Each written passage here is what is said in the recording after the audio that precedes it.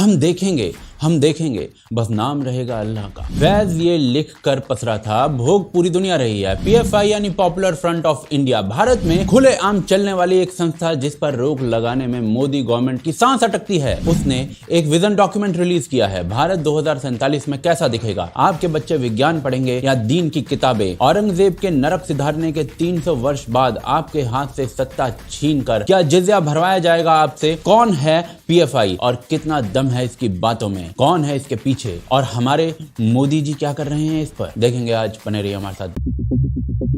Bihar police कम ही active रहती है, पर कल एक प्रेस कॉन्फ्रेंस की उसने और एक विजन डॉक्यूमेंट की बात की। 2047 के पीएफआई नाम की इस संस्था ने इसे बनाया है। बहुत ही ऑब्जेक्शनेबल है इनका जो ये इंडिया विजन 2047 है towards rule of Islam in India, internal document not for circulation. पर विजन होना तो बहुत ही अच्छी बात है, इसमें घबराने की क्या बात है? तो विजन पढ़ लीजिए, कौन से अंग से क्या काम लेना है वो सब भूल जाएंगे आप। 7 पेज का डॉक्यूमेंट है, हर पेज पर बवासीर है। मैं आपको संक्षेप में इस भगंदर के दर्शन करवा। पृष्ठ 1, भारत 2047 में भारत में इस्लामिक शासन की तरफ नीचे लिखा है आंतरिक दस्तावेज। पृष्ठ 2, ये पेज एम कम्युनिटी के प्रेजेंट कंडीशन और पहले वो क्या थी में कंपैरिजन करता है। 8 जिलों के नाम आते हैं जिसमें एम समुदाय 75% से अधिक है।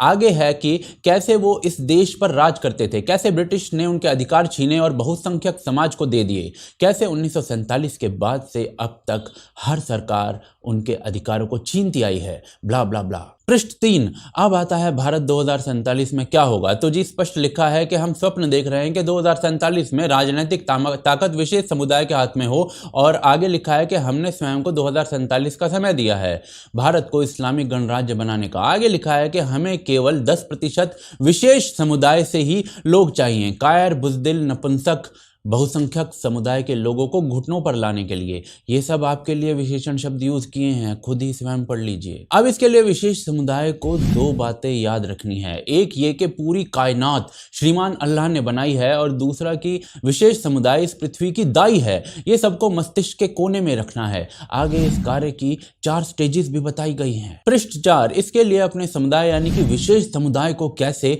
हमलावर बनने की ट्रेनिंग दी जाए, तलवार, रॉड और बाकी अस्त्र कैसे चलाए जाएं, ये सब भी सीखना है। राष्ट्रीय ध्वज, संविधान, अंबेडकर जैसे शब्दों का प्रयोग करते हुए अपने रियल एजेंडा यानी कि इस्लामिक शासन के एजेंडा को छुपाना है, और बहुसंख्यकों को बांटने के लिए SC, ST, OBC से बनाकर रखनी है। फिर अगली स्टेज में आपको अपने घरों, गोदामों में हथियारों का भंडार लगाना है। वोट के लिए SC, ST, OBC का विश्वास जीतना है। जैसे ही सत्ता पर पहुंचे, जुडिशरी में, पुलिस में, आर्मी में अपने लोगों को लेकर आना है। पृष्ठ 5, जैसे ही ये काम पूरा होता है हम एक नया संविधान लागू कर देंगे जो कि इस्लामिक शरीयत पर बना होगा। इस समय बाहरी देश भी मदद के लिए हमारे सामने आ जाएंगे। हमारे हर ऑपोजिशन को हम नष्ट कर देंगे इस समय, और यहां तक हमें मास मोबिलाइजेशन के थ्रू पहुंचना है। पृष्ठ 6, इसमें स्ट्रैटेजी बताई गई कि कैसे पीएफआई ये काम करेगी। पृष्ठ 7 में ये बता रहे हैं कि हमने तुर्की से अच्छे संबंध बना लिए हैं और वो हमारी इस कार्य में मदद करेंगे। क्या डॉक्यूमेंट है भाई, क्या गलत है भाई इसमें?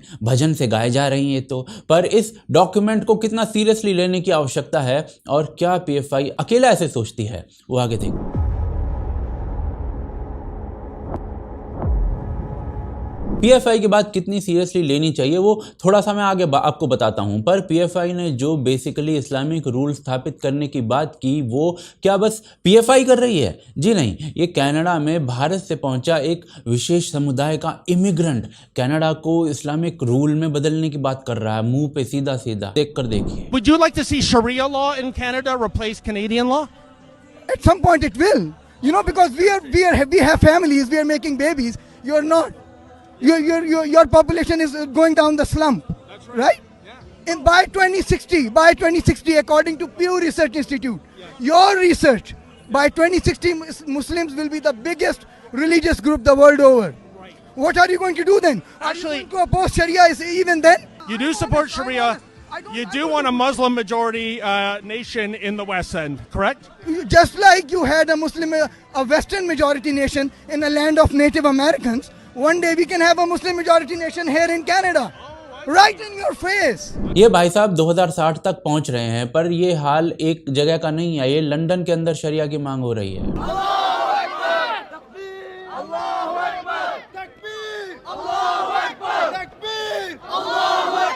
We are here merely saying to you, look, there's a better way of life. You do not need to live like animals, following your own desires. Sir ने कहा कि भाई क्या आवश्यकता है जानवरों की तरह रहने की, शरिया लगाओ। तो ये आम आदमी और एक आम एक्टिविस्ट भी सेम बातें कर रहे हैं जैसे पीएफआई कर रही है इस्लामिक रूल की। तो पीएफआई जैसी बड़ी ताकतवर ऑर्गेनाइजेशन पर इतना हल्ला क्यों मचा रहे हो भाई? ये बात तो बच्चे बच्चे को पता है वहाँ पर, और नीदरलैंड स्वीडन की भी यही बातें चल रही हैं। The article soon veered towards Islamophobia. It ended with two predictions. The Netherlands will become a Muslim-majority nation by 2044 and Sweden will meet the same fate in 2065. कोई पोएट अगर अपनी कविता में लिखता है कि बस नाम रहेगा अल्लाह का, तो उसकी सोच इसी दायरे में सोचती हुई लिखती है। और अगर कोई क्रिकेट फील्ड में चलता पाकिस्तानी खिलाड़ी दूसरे श्रीलंका के खिलाड़ी को ग्राउंड पर कन्वर्ट होने के लिए कह दे, और अगर ना हो तो उसे नरक की आग में जलने की बात कहे, तो वो भी पीएफआई के ही डॉक्यूमेंट को एक प्रकार से इंप्लीमेंट कर रहा है। तो एक आम आदमी से लेकर पीएफआई सब इसी में लगे हुए हैं, क्योंकि इन सबको एक ही जगह से हुक्म है, जिसे आप सब जानते हैं, मैं रिपीट क्यों करूं। परंतु क्या पीएफआई की कही बात को सीरियसली लिया जाए, और मोदी जी क्या कर रहे हैं इस बात पर, तो वो आगे देखते हैं।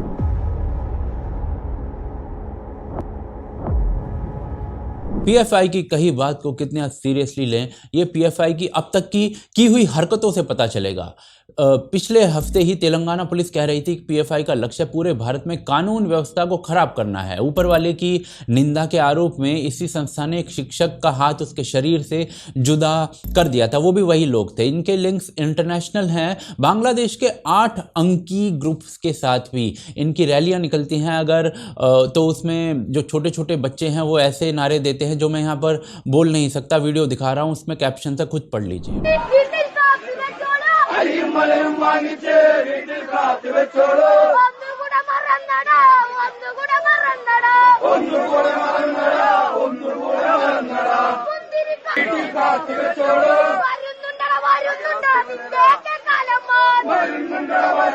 राजस्थान में कोराली में अभी कांड हुआ था, इनका ही लिंक था उसमें। योगी आदित्यनाथ की सरकार ने इनके ऊपर बैन लगाने की बात की थी। ईडी के अनुसार इनके पास हवाला से पैसे आते हैं। फरवरी 2021 में यूपी से 2 पीएफआई के 8 अंकी असले के साथ पकड़े गए थे।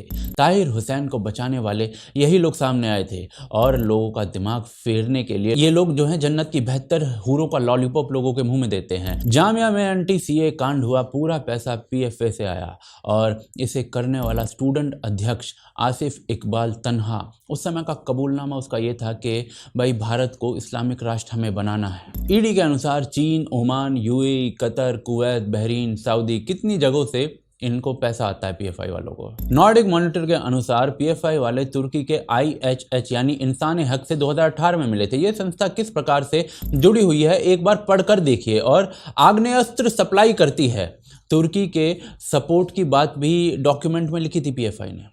2018 में इसे झारखंड में बंद कर दिया गया। तो एक ऑर्गेनाइजेशन जो आपके देश में 8 अंक और ढंगे करवाने की स्थिति में हो, सीए करवाने की स्थिति में हो, उसके डॉक्यूमेंट को कितना सीरियसली लेना है आप खुद देख लीजिए। याद रखिएगा, क्योंकि इनका टारगेट खतनाकर्ताओं को अधिक से अधिक काम दिलवाना है। बाकी आपकी मर्जी। अगर सही लगे तो शेयर कर दीजिएगा और लोगों को सच बताइएगा।